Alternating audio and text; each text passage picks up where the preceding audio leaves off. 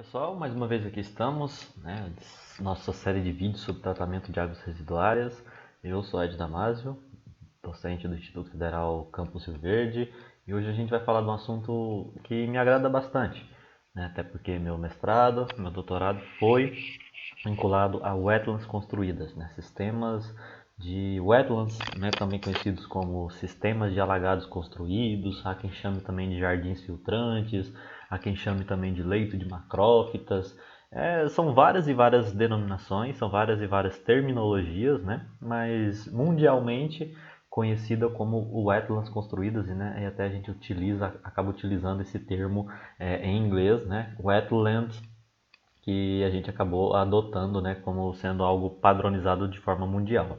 Nessa série de vídeos a gente está falando de tratamento de águas residuárias.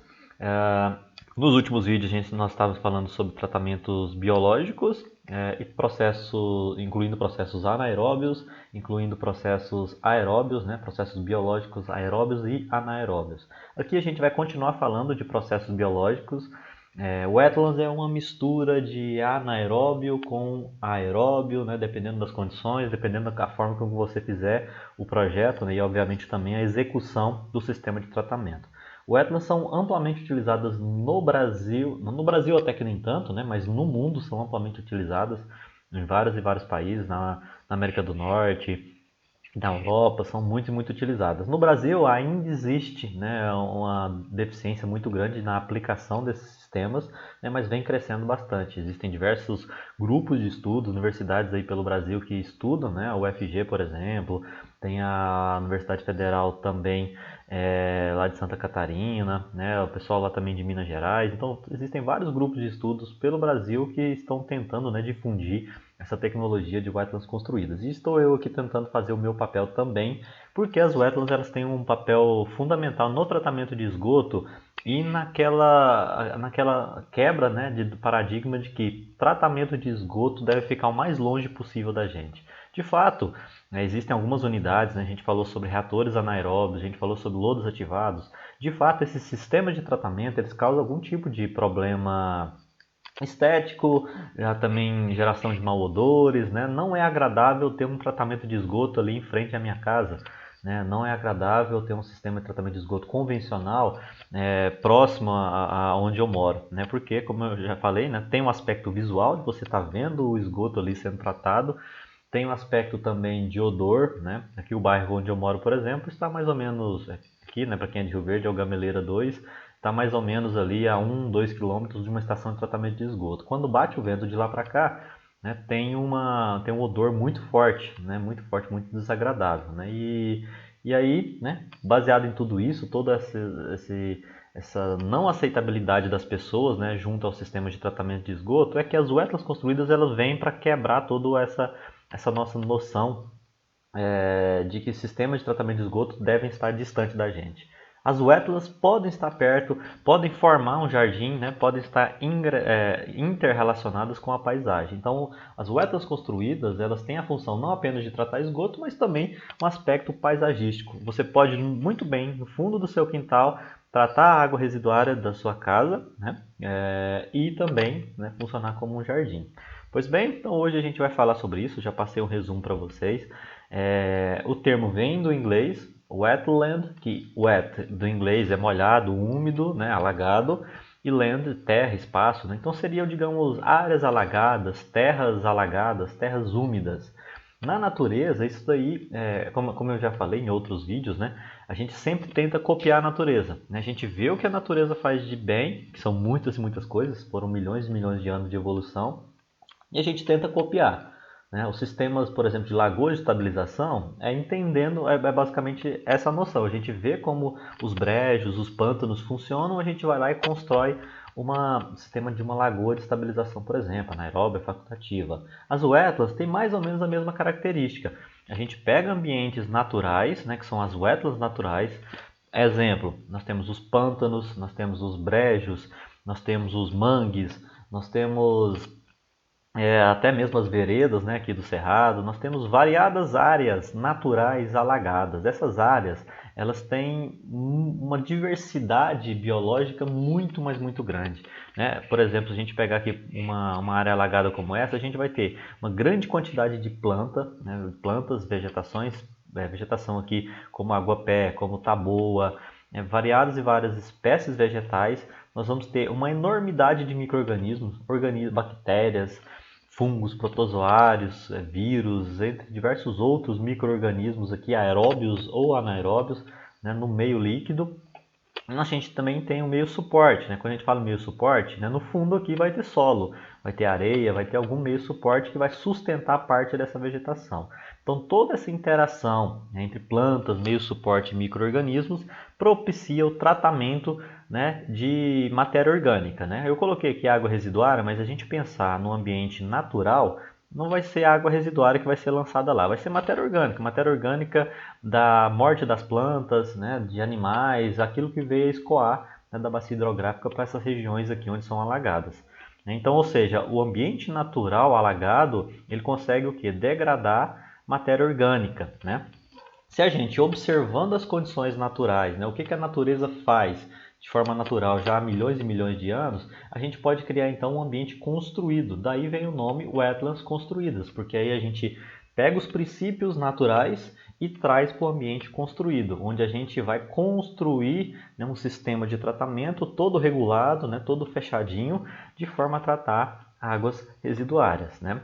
E aí dentro dos sistemas de tratamento, né, de wetlands, vocês podem observar aqui, ó, duas figuras, né? A gente tem uma wetland aqui, por exemplo, tem uma empresa, tem uma fábrica, tem uma indústria aqui, ó, em que parte das suas águas residuárias estão sendo tratadas nesse jardim, tá? Existem diversas espécies vegetais que são muito bonitas, são muito atraentes, né? A gente tem duas figuras aqui, ó. A gente tem bambu, né? Com o bambu fica muito bonito, principalmente aqueles bambu de jardim. Existem dezenas de espécies de bambu que são adaptadas, né, a esse ambiente alagado. Existe a taboa também, para quem não conhece, taboa, ela tem uma haste muito bonita, né? Não sei se todo mundo conhece, mas depois digitem no Google que vocês vão ver o que é taboa. Lírio do brejo também é muito bonito. Papyrus, que é essa espécie mostrada aqui.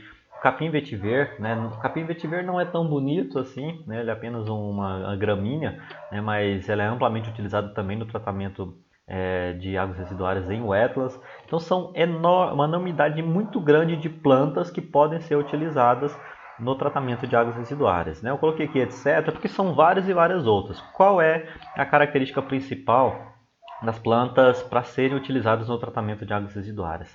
Elas devem ser resistentes a alagamento, tá? Então elas devem ter dentro da sua constituição, né? Se você pegar ela lá assim e abrir e cortar ela, lá dentro, né, tem que ter os aerênquimas, tá? Para quem já estudou fisiologia vegetal, né, morfologia vegetal, sabe o que é aerênquima. A aerênquima são estruturas celulares, né, estruturas da planta, em que ela pega o oxigênio do ar e transporta, né, por meio dos seus aerênquimas, que são furinhos, né, dentro ali do caule da estrutura da vegetação, e leva o oxigênio do ar para as suas raízes, né? As raízes das plantas respiram, tá? Então é importante, anotem aí, raiz de planta também respira. Da mesma forma que você precisa respirar, as raízes das plantas também, ou seja, precisam consumir oxigênio.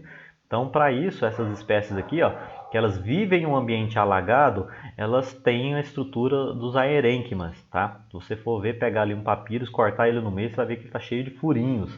Se você pegar ali uma taboa e cortar ela, vai estar cheio de furinhos, que são os canais para transportar o oxigênio do ar para as raízes, tá? Um pouquinho mais à frente eu vou falar sobre isso. Então nós temos uma diversidade muito grande das plantas, tem que ser plantas que são passíveis de viver em ambiente alagado, tá? Se você chegar ali e colocar uma planta que não gosta de água, né, vamos dizer assim, não gosta de ambiente alagado, ela vai morrer e não vai conseguir ajudar no processo de degradação da matéria orgânica. Essas plantas, elas estão associadas também a um meio suporte. Quando eu falo meio suporte, é brita, é areia, é o solo, é material artificial, né, como conduíte cortado. Você pode colocar ali para quê? Para as plantas se fixarem, tá? Então vocês observarem aqui, ó, tem areia, tem brita, é onde a planta vai crescer, vai ter o suporte. E aí, junto a esse suporte, né, nós vamos ter um crescimento de micro-organismos. Os micro-organismos vão crescer aonde?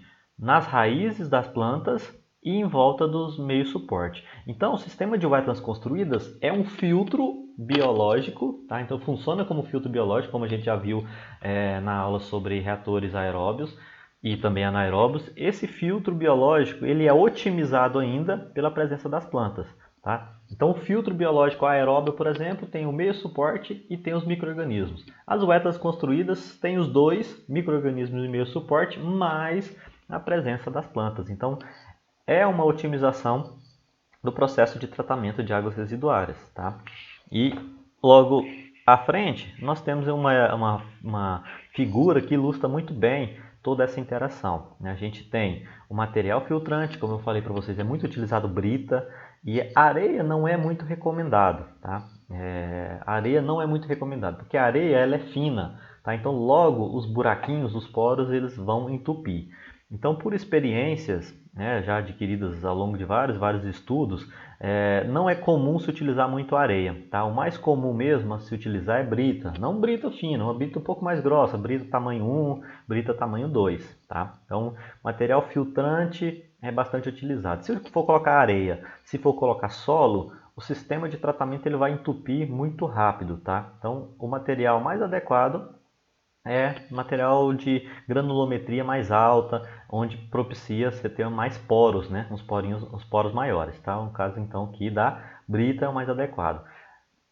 Na literatura, né, variados nomes. Eu prefiro chamar de vegetação, mas a vegetação, mas muita gente utiliza a terminologia macrófita. Tá? Macrófita é a mesma coisa de vegetação que é adaptada ao ambiente alagado. Tá? Então, quando vocês observarem esse nome aqui, macrófita, é aquela vegetação que sobrevive em ambiente alagado.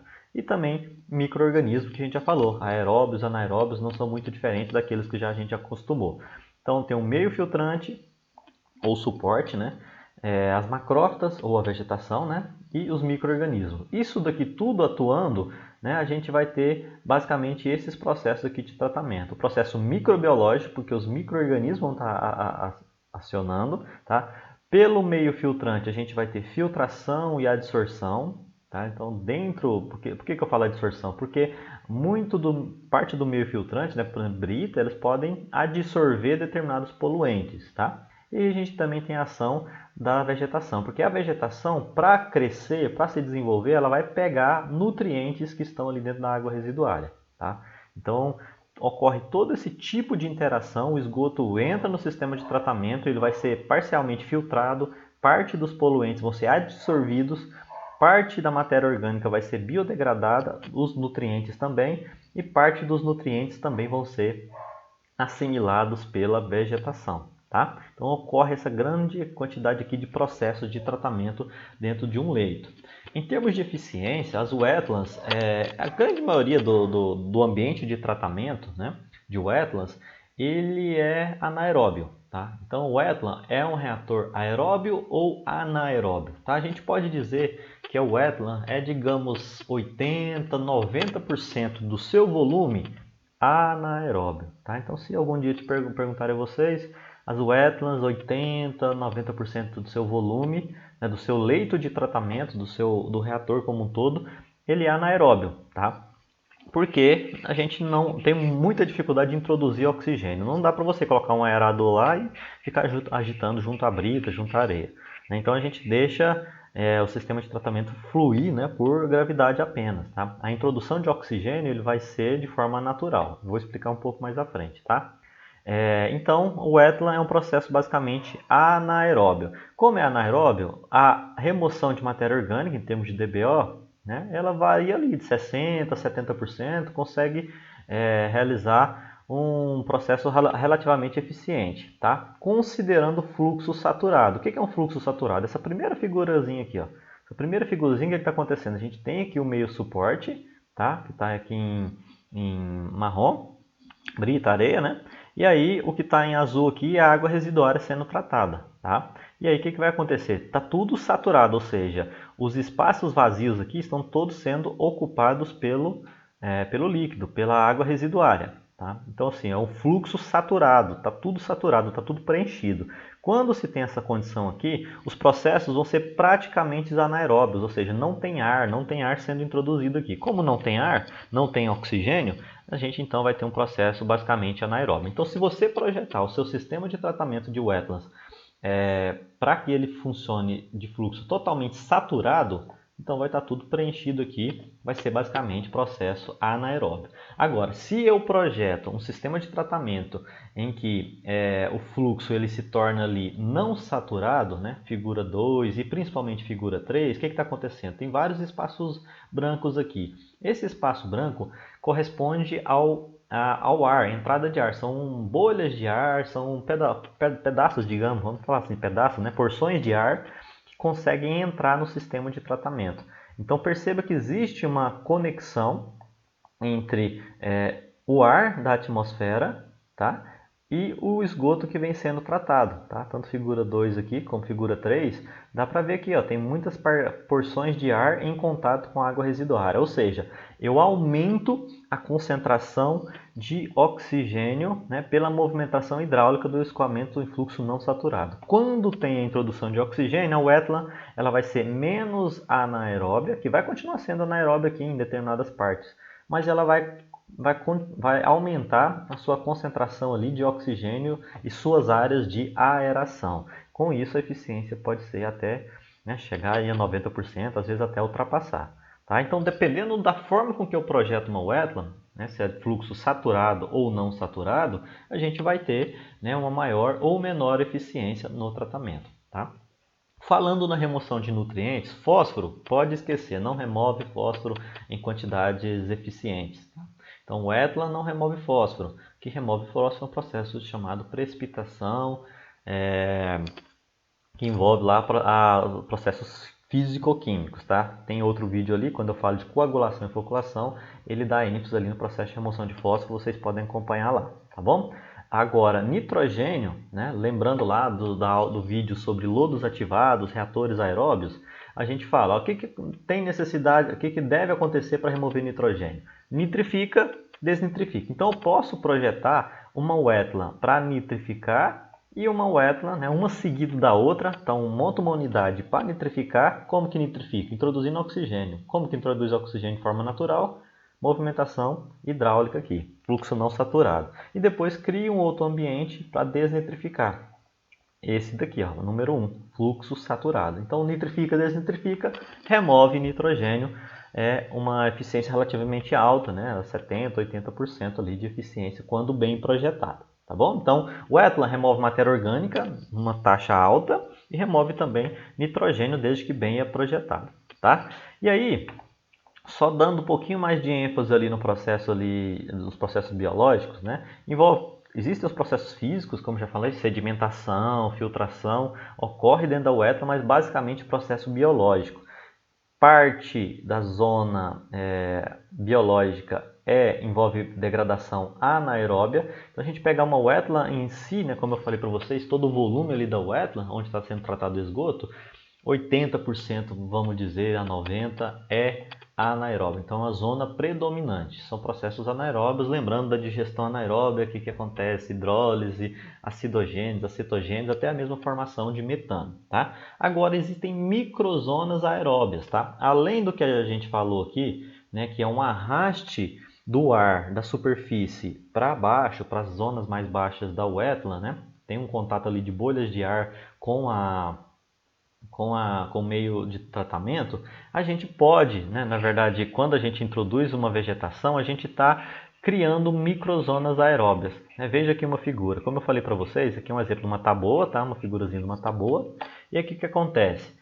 A raiz da planta, até aqui, ó, o início aqui do caule, elas estão alagadas, está tudo alagado. As raízes precisam respirar. Como tem muito pouco oxigênio nesse meio alagado aqui, o que acontece?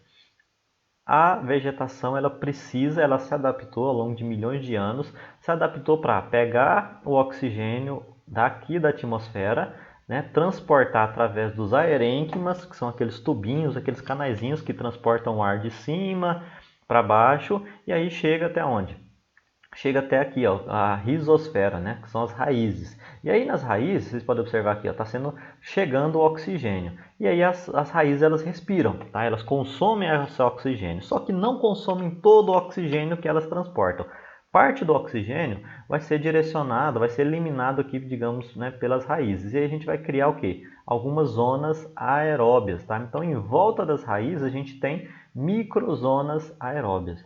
E como são microzonas aeróbias, vai ocorrer o quê? A formação de biofilme, micro-organismos aeróbios. Então, é uma associação muito boa, né? As plantas produzem oxigênio aqui em volta das suas raízes e tem lá micro-organismos também que vão pegar esse oxigênio para degradar a matéria orgânica. Então, quanto mais raízes tiver em um sistema de tratamento de wetlands, melhor vai ser, né, a eficiência do sistema, porque a eficiência por degradação aeróbia é maior do que a anaeróbia. Tá? Então, em resumo, nos processos biológicos, né, de wetlands, a gente tem microzonas aeróbias e uma ampla zona anaeróbia. Tá? Se eu faço ali um fluxo não saturado, né, propicio um fluxo não saturado através do projeto, que eu vou mostrar para vocês um pouco mais à frente, aí a gente vai ter uma eficiência bastante elevada. Tá?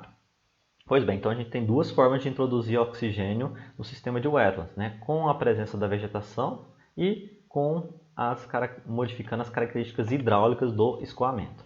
Tá bom? Eu deixei aqui de vermelho uma informação, né, bastante interessante, que as wetlands são utilizadas para tratamento descentralizado. Então, a melhor forma de usar a wetland é para comunidade rural, é para regiões onde não tem coleta e tratamento de esgoto, né? São as periferias, por exemplo. A prefeitura deveria, né, implantar esses sistemas de tratamento individualizado, né? Onde não tem coleta e tratamento de esgoto, constrói-se um tanque séptico, né, seguido por uma wetland construída, né, como essa figura aqui, por exemplo. A gente pode utilizar o wetland também para alguns sistemas coletivos, né, por exemplo, um assentamento rural, né, onde tem lá, por exemplo, 20 casas, você junta o esgoto dessas 20 casas, alguns pequenos condomínios, tá? Então tem muito condomínio aqui, por exemplo, dentro de Rio Verde, que eles pegam o esgoto e mandam, né, para outra localidade, né? Eles não fazem um tratamento lá, mas poderia muito bem fazer o tratamento no próprio local.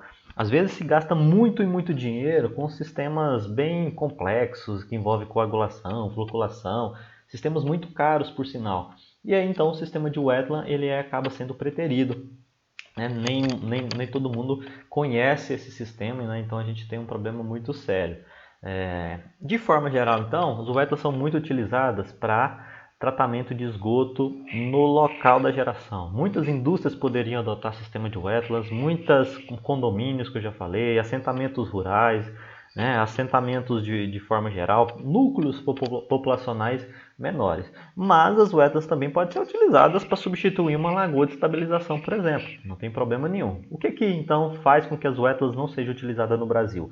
Principalmente falta de conhecimento, né? Espero que esse vídeo aqui possa contribuir para que vocês conheçam, que vocês entendam como as wetlands funcionam e possa aí posteriormente disseminar esse conhecimento aí na atividade profissional de vocês, tá? Dando seguimento, né? O esgoto doméstico ele vai para um tanque séptico. Aqui é uma ideia que a gente já discutiu, né? Que é tratar esgoto de forma descentralizada, ou seja, no local, né? Numa fazenda, no local onde não tem coleta, né? Numa fazenda, ou mesmo dentro da cidade, né? Onde não se tem coleta de esgoto, né? Toda habitação deveria ter pelo menos um tanque séptico, né? E um filtro biológico, ou melhor ainda, uma wetland construída, né? A gente pode ver a figura aqui, ó. Um tanque séptico, eu já ensinei vocês a dimensionar, né, lá na aula sobre reatores anaeróbios, e seguido então de uma wetland construída. Depois da wetland construída, um sumidouro, tá? Esse exemplo aqui tem uma figurazinha de uma bomba mandando esgoto para a wetland, mas se você conseguir, se o terreno ele for muito plano, aí sim é difícil, aí você vai ter que às vezes colocar uma pequena bomba.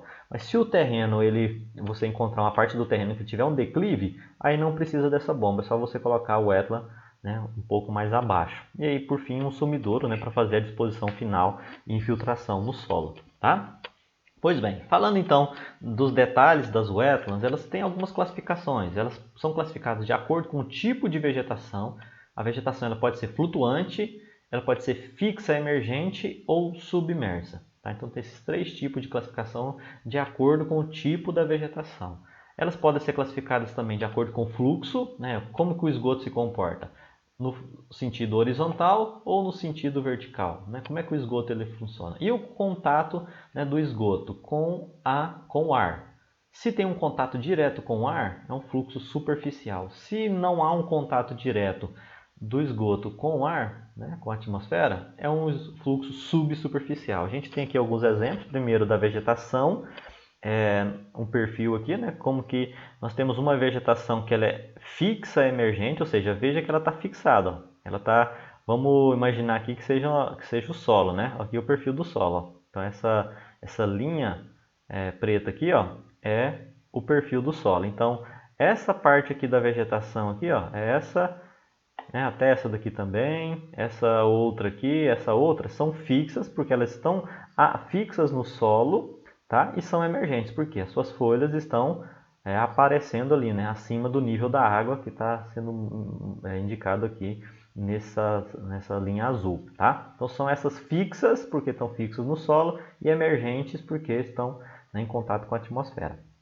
Nós temos as flutuantes, vocês podem observar aqui, ó, planta flutuante. O mais comum de planta flutuante é o aguapé, tá? Aguapé, aquela também alface d'água, tá? Então são bastante comuns, né, em lagoas, essas famosas aguapés aqui. São plantas flutuantes. Veja que elas não estão em contato com o fundo, tá? Elas não estão fixas, elas estão flutuando lá e aí para onde a água manda elas vão, tá? Água ou vento.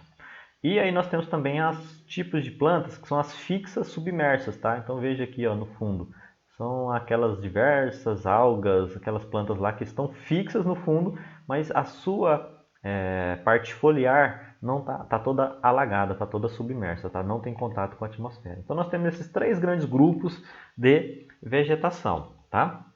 E aí falando do fluxo, nós temos o fluxo horizontal, em que o esgoto ele entra por um lado e sai na outra extremidade. O fluxo é horizontal. Então veja aqui, né, um desenho esquematizando isso, tem um meio suporte e o que está em azul aqui, ó, representa o esgoto.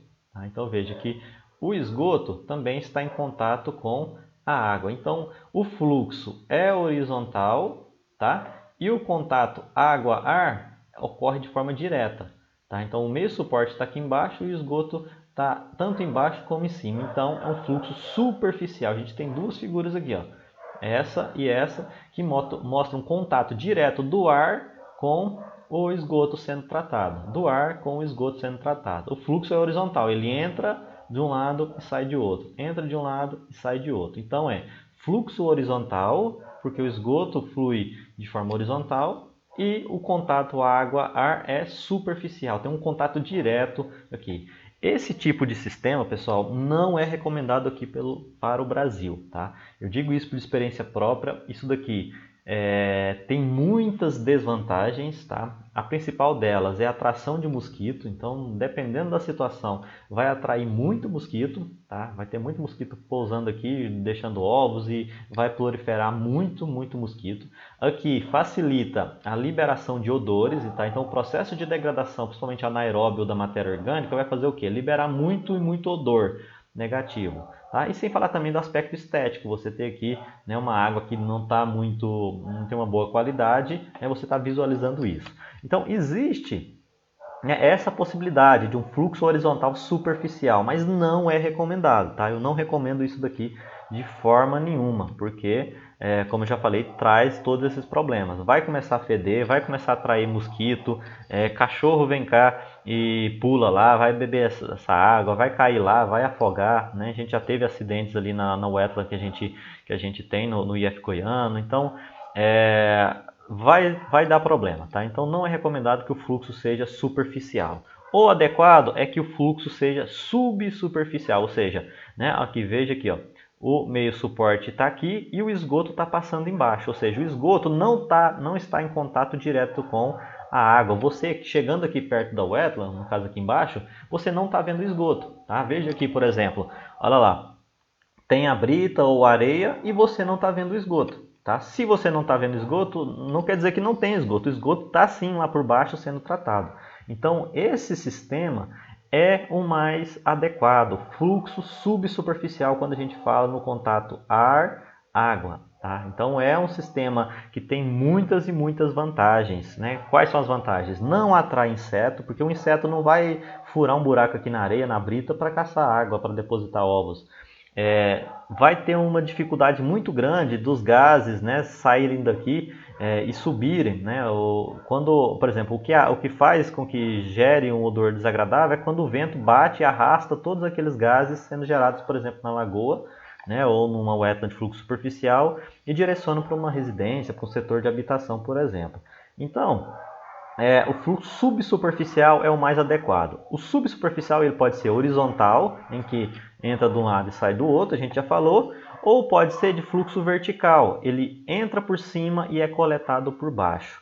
Tá? Esse daqui é o mais perfeito ainda, tá? Porque esse fluxo, que ele é subsuperficial, ou seja, o esgoto não está à mostra, veja aqui, não dá para ver esgoto, e quando ele entra em cima e é coletado embaixo, aí a gente tem a condição perfeita, porque entrando em cima e saindo embaixo, ocorre o arraste do ar. A gente já falou isso sobre aqueles filtros aeróbios lá na última aula, quando a gente falou de lodos ativados e sistemas aeróbios. Por quê? O esgoto entrando aqui, as moléculas, as bolhas de ar que estão aqui na superfície vão ser arrastadas para a parte de baixo. Então, esse fluxo subsuperficial não vai atrair inseto, não vai gerar odor desagradável e, melhor ainda, vai arrastar o ar que está na superfície aqui, ó, para as partes lá de baixo do sistema de tratamento. Tá? E aí, com isso, vai fazer o quê? Vai melhorar o tratamento porque vai ser um ambiente aeróbio, vai remover matéria orgânica, vai nitrificar. Então, se eu for para recomendar a vocês qual é o sistema de tratamento de wetlands mais recomendado, mais adequado, é esse daqui, ó. Fluxo vertical subsuperficial. O esgoto vem aqui por cima, é solto de cima para baixo, coleta-se aqui embaixo, né, na drenagem. Tá? Aqui tudo repleto de brita, ou principalmente brita, né? Não vou falar areia, porque eu já falei que a areia não é bom, e de fato não é, porque logo isso aqui entope tudo. Aí quando entope, o que acontece? Começa a transbordar de um lado, começa a transbordar do outro, é uma bagunça total. Então, fluxo superficial. O nível do esgoto vai estar aqui embaixo. Tá? A gente tem que pensar numa estrutura hidráulica em que o esgoto ele não transpareça, ele não vá, né, para a superfície. Tá? E aí, se você colocar areia, por exemplo, aqui, ou solo, ele vai entupir, o fluxo vai sair de subsuperficial para superficial, vai aparecer aqui em cima. Tá bom? Pois bem, então dado todas essas circunstâncias, né, todas essas características da wetlands, o que a gente está falando aqui é só uma noção, né, do sistema de wetlands construídas como um todo. A gente então vai para o processo de dimensionamento, tá? Vocês provavelmente, né, nas aulas aí passadas, né, principalmente quando a gente falou de lagoas e estabilizações, vocês já viram mais ou menos esse esquema aqui, ó, dimensionamento de sistemas biológicos. São vários os sistemas são várias as formas de dimensionamento. Podemos utilizar cinética e hidrodinâmica, que é o que a gente vai falar aqui agora. Podemos utilizar o método de especificação de carga, que nós já falamos lá nos sistemas de lagoas de estabilização. E temos também a utilização de equações empíricas de regressão, só que não é muito utilizado. Já falamos de especificação de carga, então vamos falar de cinética e hidrodinâmica, tá? Falamos em um vídeo sobre modelos hidrodinâmicos, né? Se vocês não viram a aula, né? Voltem lá e dê uma revisada, né? Quando a gente fala lá de hidráulica de reatores, tá? Na hidráulica de reatores, a gente sabe que tem os modelos idealizados de mistura completa e de fluxo pistão. Isso é a segunda parte da modelagem, que é a hidrodinâmica. A primeira parte é analisar os modelos cinéticos, tá? A gente tem variados modelos cinéticos. Eu tenho alguns exemplos aqui para vocês. Uma cinética de primeira ordem, de segunda, de terceira, de monomulti, Stover, entre vários e vários outros. Eu estou citando alguns aqui para vocês, tá? O que a gente faz na modelagem cinética hidrodinâmica? A gente pega o modelo cinético e associa ao modelo hidrodinâmico e vê qual combinação é melhor. Eu vou, por exemplo, pegar a cinética de ordem 0 e combinar com mistura completa e pistão. Ordem 1, mistura completa e pistão, para ver qual do modelo cinético hidrodinâmico representa melhor o sistema de tratamento. Tá? Vocês vão entender espero eu, né, que nos próximos, vocês entendam aí nos próximos slides, tá? Então a gente tem algumas equações, não é necessário que vocês decorem essas equações, tá? Não é necessário que vocês tentem, né, resolver ela de forma analítica, mas de forma geral é importante que vocês tenham uma noção, né, do que essas equações representam, tá? Por exemplo, a cinética de ordem zero representa o quê? Que a variação da concentração de DBO, por exemplo, em função do tempo, ela é constante. Ou seja, não é a taxa de degradação de DBO, ela sempre vai seguir um valor K. Né? A gente tem a cinética de primeira ordem, que diz que a variação da degradação da DBO por micro-organismos vai ser proporcional à concentração de entrada. Aí temos a cinética de segunda ordem, a cinética de Monod, entre outras cinéticas, como a de Monod-Multi, a de Stover. Então, todas as equações estão aqui, né, e suas respectivas variáveis. Tá? Nós temos o modelo hidrodinâmico de mistura completa, que a gente já falou sobre ele, que correlaciona a concentração, né, em função do tempo. A concentração de matéria orgânica em função do tempo vai ser representada por quê? Concentração de entrada menos saída, dividida por tempo de detenção hidráulica, né, do sistema. Se for de fluxo pistão, a gente vai ter uma equação diferencial parcial, que é a variação da concentração em função do tempo, e também a variação da concentração em função da distância. Nós temos também um valor de K aqui. Tá? Não vou me ficar entrando em muitos detalhes nessas equações, não é o objetivo daqui, tá?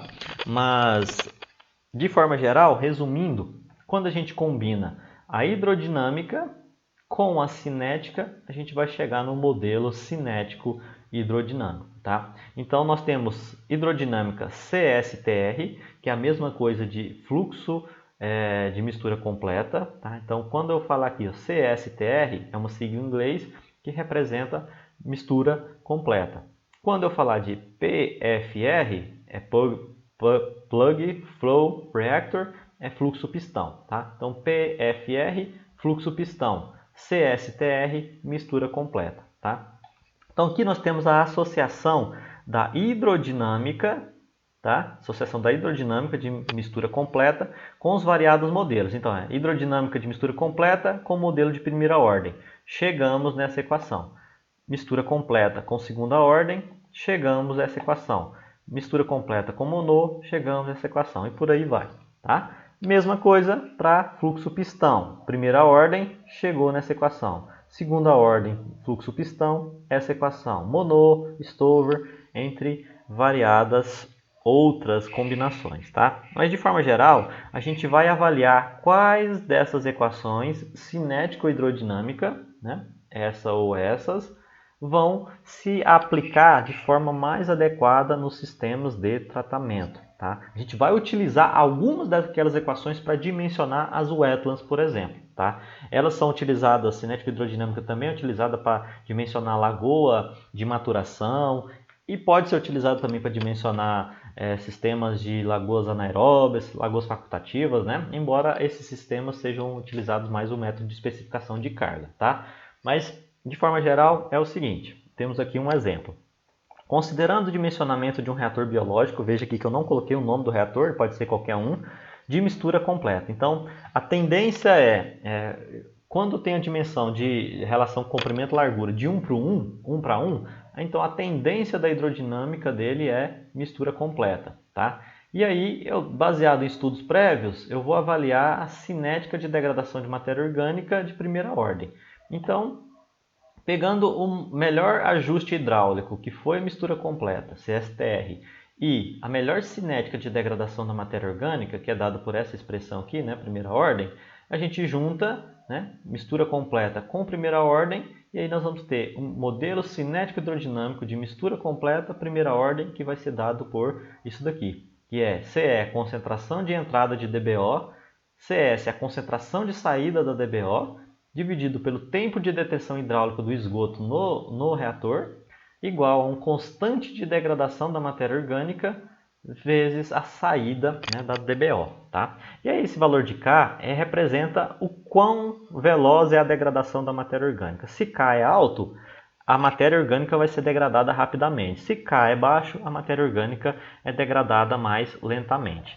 E aí, a gente pegando, né, os dados ali, adotando dados aqui para o sistema, né, olha, a matéria orgânica que de entrada, né, da minha Wetla, por exemplo, ó, é 300 miligramas por litro de DBO. Então eu pego aquela equação, a entrada vai ser 300. Tá? Então a DBO de entrada no sistema de tratamento de esgoto, 300. A DBO da saída que eu desejo é no mínimo 60, para atender a legislação. Então eu coloco lá 60. O TDH, né, vai ser o volume do reator pela vazão. E o valor de K vai ser baseado em algumas condições, tá? Mas por que eu estou mostrando isso aqui para vocês, tá? Veja bem, se eu tiver o valor do K, eu jogo nessa equação e vou saber o valor do TDH. Eu sabendo o valor do TDH e também da vazão, que eu conheço, eu vou então ter o volume do reator. Então aqui é o X da questão. Nós temos então, através da modelagem cinética hidrodinâmica, né, que essa aqui é uma equação cinética hidrodinâmica. Qual cinética? Primeira ordem. Qual hidrodinâmica? Mistura completa. Então a equação é essa daqui. Baseada nessa equação, eu quero saber o quê? O TDH. Porque se eu tiver o TDH, eu consigo dimensionar o volume do meu sistema de tratamento. Então, pessoal, perceba aqui que eu utilizo a cinética hidrodinâmica para saber o volume final lá do meu reator, ou seja, para dimensionar o sistema de tratamento. Tá? Então, eu sei que o esgoto, quando vai entrar no meu sistema de tratamento, na minha Wetla, é 300 mg por litro. Eu quero que saia 60 mg por litro, jogo aqui tudo. Então, para que eu ache o TDH, né, e consequentemente ache o volume do reator, eu preciso então saber o valor de K, que é a constante de degradação da matéria orgânica. Vai depender do tipo de Wetla, né? Se for uma Wetla mais aeróbia ou mais anaeróbia, vai ser um valor diferente. Vai depender da temperatura, porque se for mais quente, o K vai ser mais alto. Se for mais frio, o K também vai ser alterado, e vai depender também de determinado tipo de água residuária. Se tiver algum produto químico, algum produto tóxico, o valor de K ele reduz. Né? De forma geral, esse K é o quê? É aquilo, como que as bactérias, como os micro-organismos estão agindo. Se elas estão super felizes, super atuantes, super funcionais, né, o valor de K vai ser alto. Se elas têm alguns inibidores, como a temperatura, a presença de material tóxico, o K vai ser menor. Tá? Então, como a gente obtém o K? Primeiro passo é através da literatura. Tá? Então, vocês podem recorrer lá no livro lá do Von Sperling, tem variados valores de K. Tem dissertações, tem tese. Na minha própria tese lá, eu simulei vários valores de constante de degradação de matéria orgânica. Eu posso simplesmente ir lá na literatura e pegar o valor lá do K, né? Por exemplo, nesse caso aqui, ó, desse modelo aqui, 105,3 mg por litro. Né? Aí eu vou pegar lá o valor de 105 que eu encontrei na literatura e jogo aqui. Tá? Com isso eu acho o TDH. Achei o TDH, tenho a vazão que vai entrar no sistema, então TDH vezes vazão eu acho o volume. E aí o volume é muito fácil, né, de encontrar o restante das dimensões, comprimento e largura. Tá? Mas se eu não quero ir lá na literatura, né, então o que eu posso fazer? Vou ter que buscar dados reais de campo. Tá? Eu vou ter que ir lá no campo e fazer o quê? Buscar informações, buscar dados, né, do esgoto. O que o esgoto lá vai nos dizer? Né? Primeiro eu vou ter que fazer as análises de DBO de entrada e DBO de saída, tá? E aí aplicar um modelo, né? Esse aqui, por exemplo, é um modelo de Monod. Tá? Esse aqui é um modelo de Monod, não é um modelo de mistura completa e primeira ordem, como foi o caso anterior. Isso aqui é só um exemplo relacionando a remoção de DQO. O que a gente faz? A gente faz a linearização dos dados. Tá? A gente pega aqui mistura completa Monod. Qual que é a equação? A gente voltando aqui, ó. Olha lá, mistura completa Monod. Então a equação é essa daqui, pessoal. Ó. Então essa terceira equação aqui é mistura completa Monod. Então aquele gráfico representa essa equaçãozinha aqui, ó. O que no gráfico nos diz? Que nós estamos isolando o valor do K máximo, tá? Então no eixo Y nós vamos ter concentração de entrada menos de saída vezes concentração de saturação mais concentração de saída, dividido pela o θ, que é o TDH, vezes a concentração de saída. Tá? E aí a gente isola o valor do K. Fazendo isso, a gente vai linearizar. Tá? No eixo X, a gente coloca aquelas variáveis no numerador e no eixo Y as variáveis do denominador. E aí joga todos os pontos, faz uma reta que a gente chama de linearização dos dados. E a inclinação dessa reta é justamente o valor do K. Tá? Vocês não precisam fazer isso, eu não quero que vocês fiquem sofrendo, né, com todas essas equações, tá? Não é objetivo. Tá? Se vocês por acaso forem fazer uma dissertação, uma tese, aí sim vocês vão talvez se preocupar mais com isso. Mas por momento é importante que vocês tenham apenas uma visão geral. Conheçam o que é cinética, conheçam o que é hidrodinâmica, juntando as duas dá para dimensionar posteriores sistemas de tratamento. Tá? Então, vou mostrar aqui um exemplo, né, um exercício aqui para vocês. Né, não sei se a gente vai fazer assim, vamos fazer assim. A gente, por exemplo, né, vai lá pegar alguns dados da literatura, por exemplo. Alguém já estudou um sistema parecido. E na semana 1, ele coletou a DBO de entrada, coletou a DBO de saída, tem o TDAH. Semana 2, entrada, saída, TDAH. 3, entrada, saída, TDAH. Todos esses ensaios aqui ao longo, né, de 7 semanas ali. Vamos pegar esses dados para avaliar e fazer um dimensionamento posterior de um sistema de tratamento que a gente queira. Tá? Então, por meio de dados, né, de DBO de entrada e saída, né, obtidos de uma pesquisa de mestrado, faço o dimensionamento de uma unidade de tratamento de esgoto real, que no caso pode ser uma wetland. Né? DBO de entrada, né, eu quero dimensionar uma wetland para DBO de entrada de 300 e DBO de saída de 60, com a vazão de 250 metros cúbicos por dia. A gente vai considerar que esse reator biológico ele é do tipo mistura completa e cinética de primeira ordem. Tá?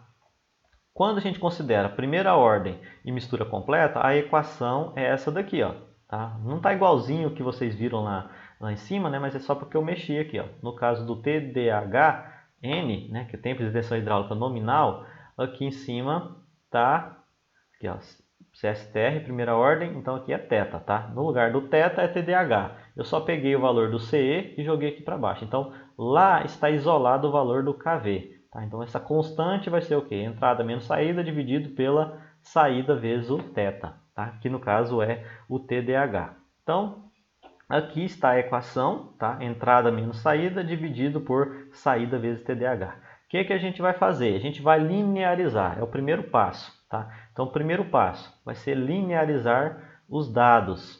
E com isso, a gente no eixo Y, a gente vai colocar o numerador. Então, o que é o numerador aqui? Ó? Entrada menos saída. Tá?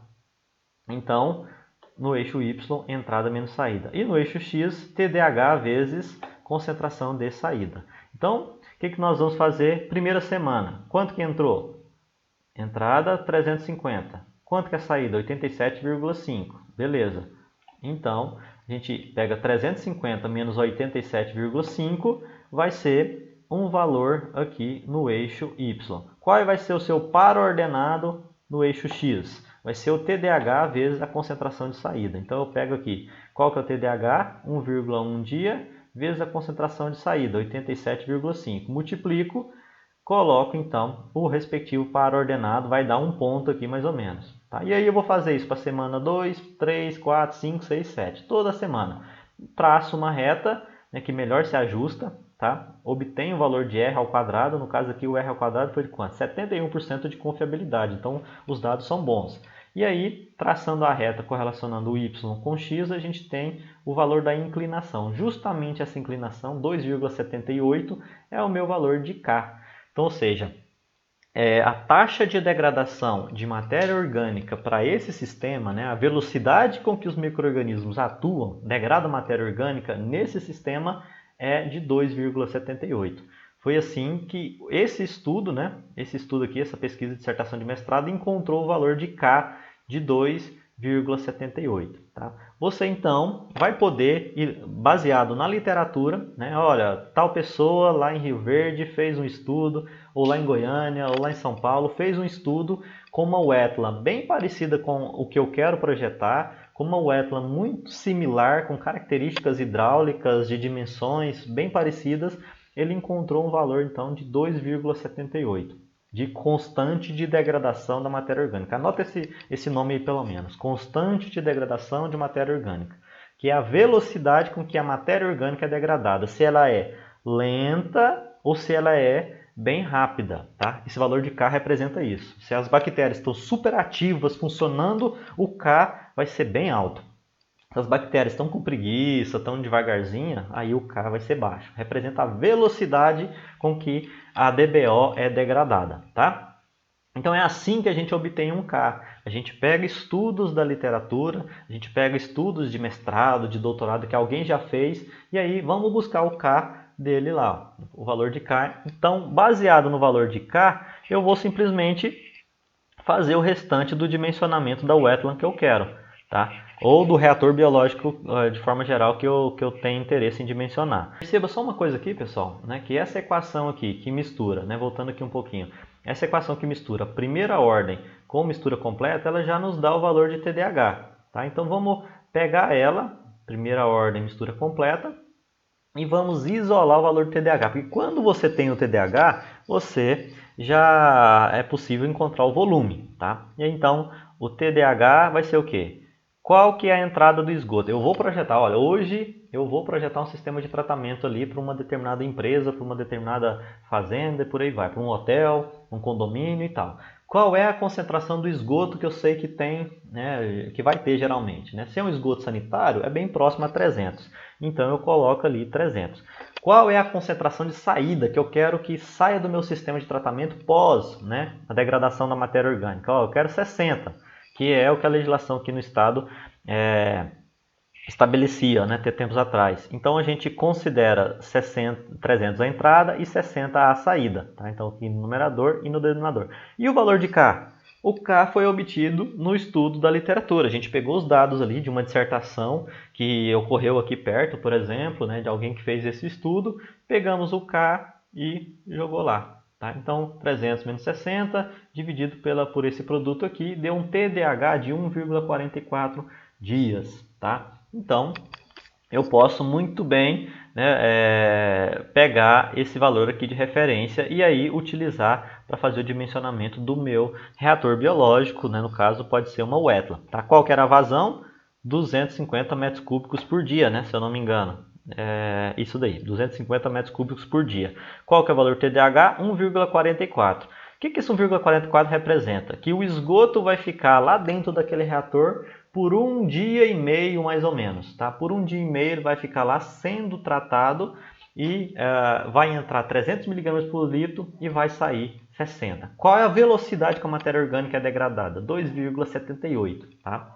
E aí, então, com o TDAH a gente obtém então, o volume do reator. Com o volume a gente obtém outras dimensões. Tá? Vamos falar aqui especificamente agora de wetland. Né? Para a gente dimensionar o wetland, a gente considera geralmente fluxo pistão para fluxo de para cinética de primeira ordem, tá? Então isso daqui sim é importante vocês anotarem. Essa equação sim é importante anotar. Que dimensionar o wetland superficial ou subsuperficial, né? Um ou outro, né? Aquela que tem contato direto com esgoto ou aquela que não, né? Mas se o fluxo for horizontal, aí anotem aí. Se o fluxo for horizontal, então a gente vai considerar cinética de primeira ordem, fluxo pistão, tá? Se for vertical, aí não vai ser mais fluxo pistão, vai ser fluxo mistura completa, tá? Logo a gente fala sobre isso. Aí a equação vai ser essa daqui, ó. Quando a gente tem primeira ordem, fluxo pistão, a gente vai chegar lá nos finalmente com essa equaçãozinha aqui. Mas essa equação, pessoal, ela está trabalhada já, tá? Ela já foi toda modificada, considerando TDAH e outras coisas mais. Eu vou mostrar um pouquinho mais à frente para vocês. O valor do K, eu já deveria ter falado um pouquinho antes, né? Mas eu repito aqui, o valor do K ele é dependente da temperatura. Tá? Então a velocidade de degradação da matéria orgânica ele depende da temperatura. Se a temperatura sobe, os micro-organismos ficam mais agitados, né? Mais eficientes, então o K vai ser mais alto. Se a temperatura desce, né? O K, a constante de degradação da matéria orgânica vai ser mais baixa. E aí, atentem-se a essas duas informações próximas aqui. Tá? Se a wetland ela for horizontal, né, o esgoto entra por um lado e sai pelo outro, a profundidade do leito, né, de tratamento vai ser aproximadamente 40 centímetros, ou 0,40 metros. Se o fluxo for vertical, entra por cima e sai por baixo, tem que ser mais fundo. né, mais ou menos 80 centímetros, tá? Então, horizontal 40 centímetros, vertical 80, tá? E aí os taludes, né, da inclinação lá é a mesma coisa das lagoas de estabilização, tem que ser tudo impermeabilizado, né? Tem talude ali de 45 a 60 graus, tá? E aí, relação comprimento-largura. Se for horizontal, aí está o ponto-chave. Se for horizontal, entra de um lado e sai outro, tem que ter um comportamento pistonado, ou seja, tem que ter um comprimento muito maior do que a largura, entre 2 e 5. Tá? Então tem que ser bem alongado se a wetland for de fluxo horizontal. Então comprimento e largura entre 2 e 5 quando o fluxo é horizontal. Se for vertical, entra lá em cima e sai embaixo, aí a relação comprimento-largura é 1, é quadrado na planta. Tá? Então essas duas informações são muito importantes. A de cima que nos dá a profundidade da horizontal e vertical, e essa de baixo que nos dá a relação comprimento-largura. Porque se for horizontal, tem que ser comprido, ou seja, favorece fluxo pistão. Se for vertical, comprimento-largura é 1, ela vai ser quadrado, favorece fluxo de mistura completa. Essa informação é muito importante, principalmente para a gente fazer o dimensionamento da wetland aqui agora, tá? A gente vai dimensionar uma wetland de fluxo horizontal, tá? Então, o dimensionamento de uma wetland de fluxo horizontal para uma indústria de laticínio, por exemplo. A DBO que está entrando, né, na wetland, vamos considerar aqui, a DBO bruta mesmo, lá do laticínio, 2.250, tá? E aí nós temos um tratamento preliminar primário lá com tanque séptico, com grade, né, se for o caso, de 30%. Ou seja, a gente vai ter que remover 30% da DBO que está entrando aqui. A vazão diária é 21 mil litros, tá? A porosidade do meio suporte é 45%, a gente vai usar brita. E a temperatura, né, lá do ambiente, do mês mais frio, é 24 graus Celsius. Primeira coisa a se fazer, a gente já pega aquela equação ali toda pronta, tá? Então, se vocês quiserem até copiar essa equação aqui, pode. Tá? Vocês podem simplesmente utilizar essa equação. Mas essa equação aqui é muito importante que vocês tenham noção. Tá? Essa equação aqui, ela combina o quê? Primeira ordem com fluxo pistão. Tá? Essa equação aqui é a mesma que está aqui em cima. Ó. Se a gente voltar lá na nossa tabelinha de equações, ela é esta daqui. Tá? Então ela combina o quê? Cinética de primeira ordem e fluxo pistão. Tá? Então, ela é essa equação aqui, ó, ln de entrada dividido pela saída igual a constante vezes o TDH. Se eu pegar essa equação aqui, né, e aí modificar o TDH, o que é o TDH? É volume pela vazão.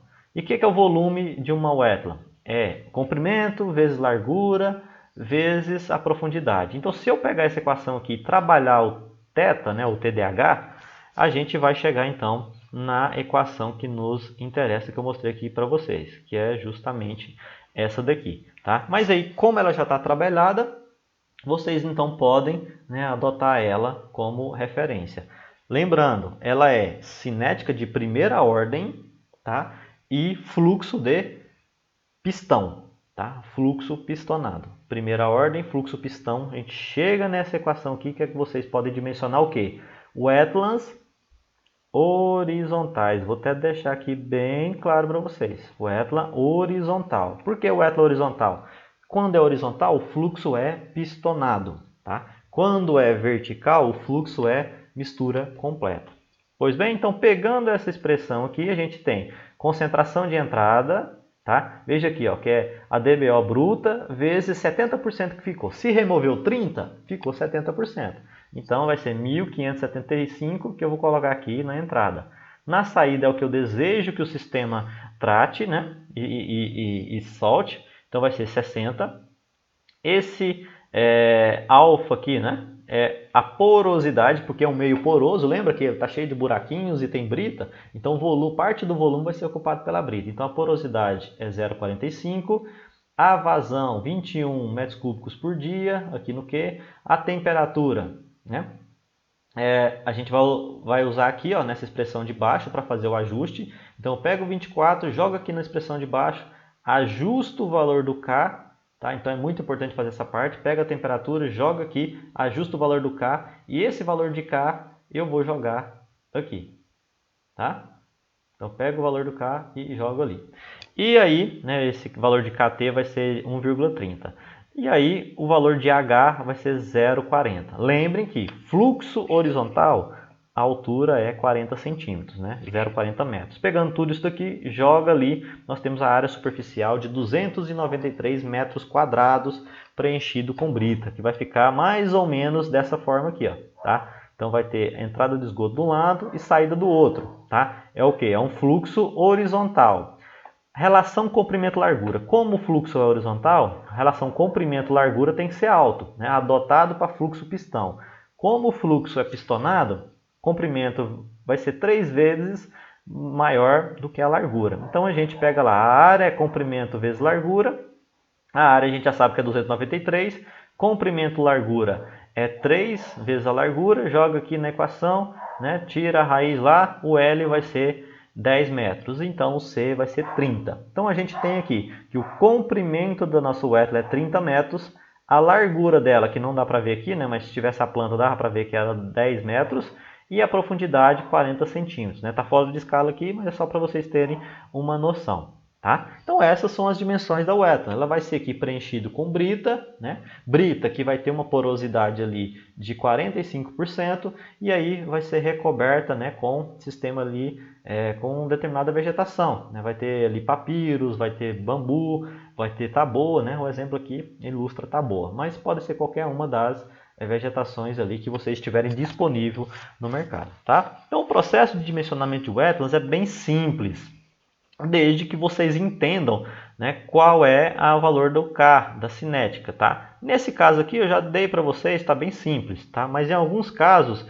eu posso pedir para que vocês calculem, né, da forma com que às vezes foi calculado, né, através dessa linearização, né, ou posso fornecer apenas ali através de dados da literatura. Então, pessoal, para finalizar, né, nossa aula aqui de hoje, eu apresentei os dados para vocês de uma wetland horizontal de fluxo primeira ordem e mistura de fluxo pistonado, né?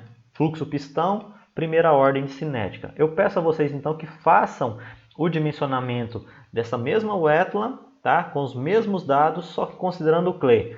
Ao invés de fluxo horizontal, que seja um fluxo vertical, tá?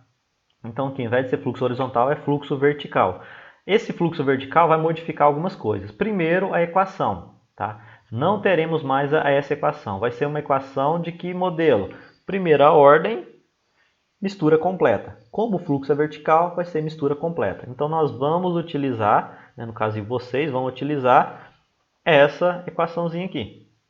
Tá bom? Quando se quer dimensionar um wetland de fluxo de mistura completa de primeira ordem, utiliza-se esta equação, tá bom? Vocês podem mexer nela aqui de qualquer jeito, jogar o TDAH para lá, concentração de saída, só para vocês terem uma facilidade matemática. Então, pegando essa equação aqui, façam o dimensionamento aqui da wetland vertical. E aí, o que vai mudar também? A profundidade, o H, não vai ser mais 40 centímetros, vai ser 80. Tá? O que vai modificar também? A relação comprimento-largura. Ao invés de ser 3, né, a relação comprimento-largura, a gente vai adotar a relação comprimento-largura como sendo 1. Tá? Vai ser o valor de 1 apenas. Tá bom? Então, a gente finaliza por aqui. No próximo vídeo a gente vai falar sobre lodo das estações de tratamento de águas residuárias. Tá? E aí, eu agradeço a presença de vocês, agradeço a atenção e no próximo vídeo a gente fala mais, tá bom? Até mais!